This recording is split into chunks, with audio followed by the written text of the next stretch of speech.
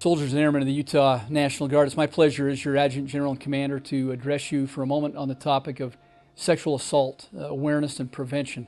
As many of you may know, April is Sexual Assault Awareness and Prevention Month, and going into this month as we contemplate our place in the Department of Defense and how we stand on this as an organization, I want to make it very clear that I will simply not tolerate any kind of sexual assault in this organization. The theme for the month, next month, is to eliminate sexual assault altogether and to know your part and to do your part. Hello, I'm Colonel David Osborne, the J1 Director, Service Member and Family Support. I will be talking to you about the definition of sexual assault and what constitutes consent. Sexual assault is defined as intentional sexual contact characterized by the use of force, physical threat, or abuse of authority, or when the victim does not or cannot give consent. A person cannot give consent if they are incapacitated, mentally or physically incapable, and or not of legal age. A current or previous relationship or manner of address does not constitute consent. All responsibility for sexual assault lies with the perpetrator.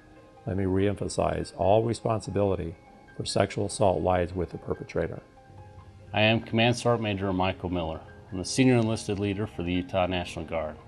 I want to talk about sexual assault. Sexual assault goes against everything we believe in as service members, which includes our values, both personal and professional.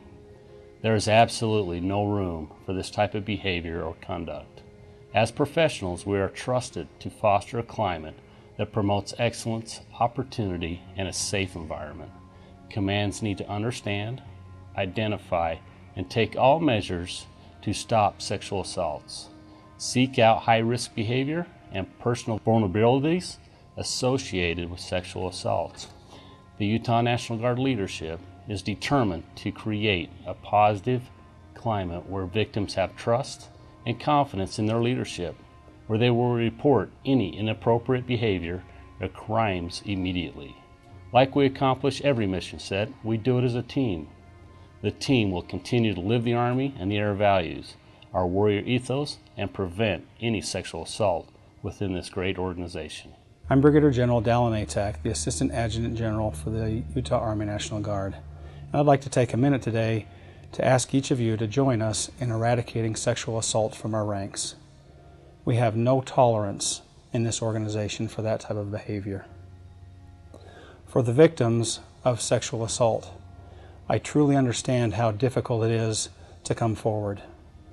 I know that there are barriers, fear for your career, fear for being blamed, fear for retaliation, but I do ask each one of you, please trust us, no matter how difficult it may be. Please give us the opportunity to assist in getting you into a safer environment, and also allow us the ability to get you the resources that are required for your recovery. To the perpetrators and predators that may be in our ranks, understand your days are numbered. No matter the level of competence that you have in your job, it does not make up for the lack of character that's displayed with sexual assault. To the command teams, I believe we're doing a very good job, but I ask each of you, please understand the difficult nature that the victims of sexual assault have. I will not tolerate retaliation against any of them. Please know that it's difficult for them to come forward and assist them in every way that you can.